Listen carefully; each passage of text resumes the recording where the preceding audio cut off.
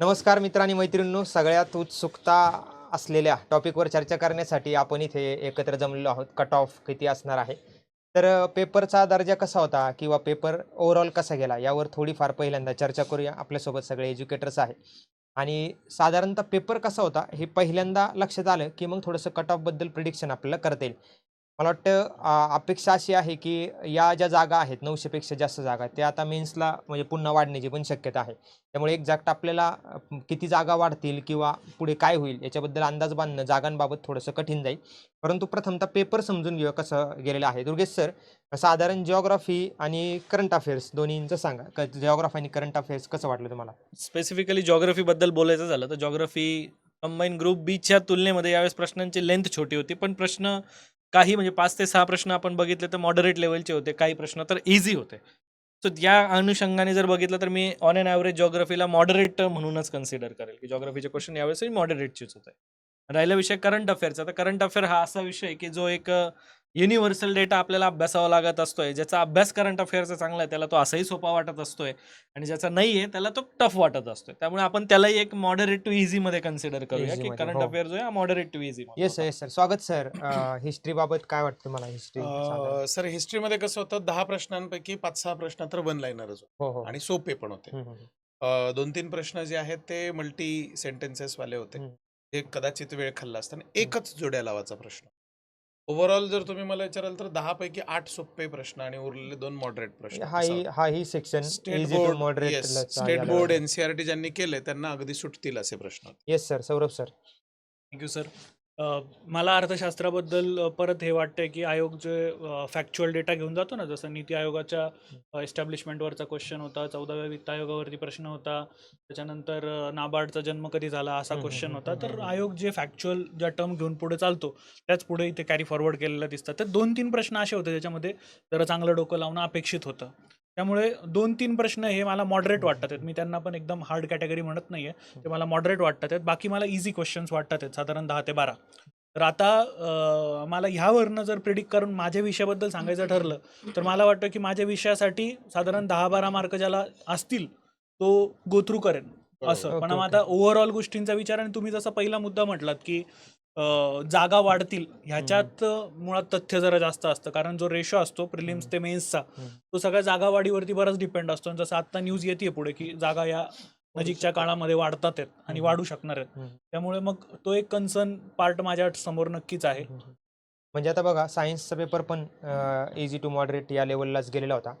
सगळ्यात महत्त्वाचा sir merit deciding factor असतो की गणित बुद्धिमापन, कारण तब्बल एकदम बरोबर बोलला. खूप जास्त प्रश्न आणि फॅक्च्युअल डाटा असतो सगळा. तो देखील पेपर इझी, म्हणजे तो जो सेक्शन होता तो पण इझी बाबतच होता.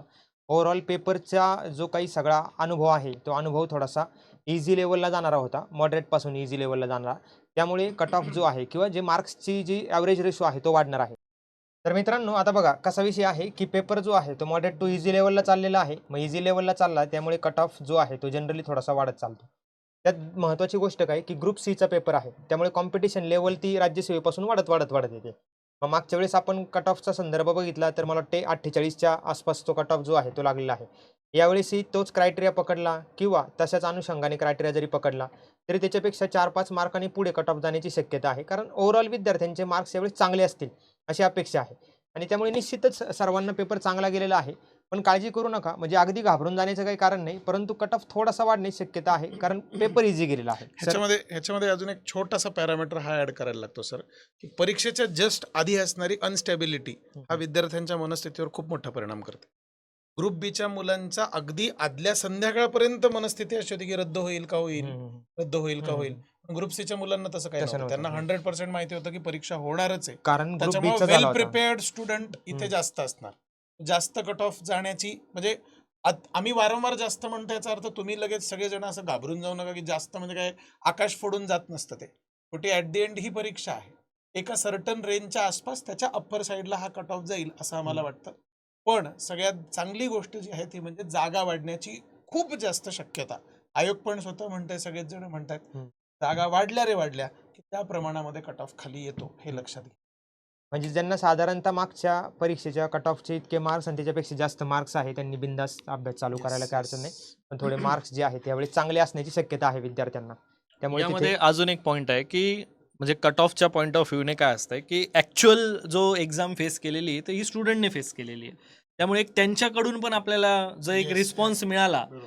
की त्यांचा स्कोर कसा आहे किंवा त्यांना एक्झाम कशी गेलेली आहे, तर या गोष्टींचाही एक आपल्याला म्हणजे आपण म्हणतो ना की आन्सर की आल्यानंतर ॲक्च्युअल कट ऑफचा अंदाज बांधणं हे आपल्याला वेल ठरवता येऊ शकते. तर त्यासाठी मला वाटतं की तुम्ही विद्यार्थ्यांनी म्हणजे तुम्हाला पेपर कसा गेला, तुमचा स्कोर तुम्हाला किती आलेला आहे, त्यावरून तुमचं स्वतःचं ओपिनियन काय, हे जर आम्हाला कमेंट्समध्ये तुमच्याकडून जर रिप्लाय आला तर आम्हाला त्यावरून आन्सर की नंतरचा एक फायनली आपल्याला कट ऑफ कसा जाऊ शकतोय, काय जाऊ शकतो याचा अंदाज बांधणं खूप त्यासाठी इझी होत आपण मला असतं. वाटतं सर कमेंट बॉक्समध्ये कारण पोल आफ्टर पण ऑल टाकतो कट सर. ऑफसाठी विद्यार्थ्यांकडून येणारा डेटा हा पण एक खूप अंदाज असतो. आत्ता एक्झाम झाली आणि आत्ता आपण फायनलाइज करणं यामध्ये थोडासा एक आपल्याला वाटतंय की डेटा कमतरता असू शकते. जो बरोबर. डेटाचा इम्पॉर्टंट आहे आणि विद्यार्थ्यांकडून हा डेटा येणं हेच आपल्याला सगळ्यात महत्वाचं ठरू शकतं सगळ्यात यामध्ये. महत्वाचं म्हणजे खूप सारे विद्यार्थी जे आहेत एक्झाम हॉलमधून बाहेर आल्या उडत आलेले असतात हो आणि नंतर त्यांना लक्षात आलं खूप चुका केल्यात आणि काही Obviously. विद्यार्थ्यांचं एक्झॅक्ट उलट असतं.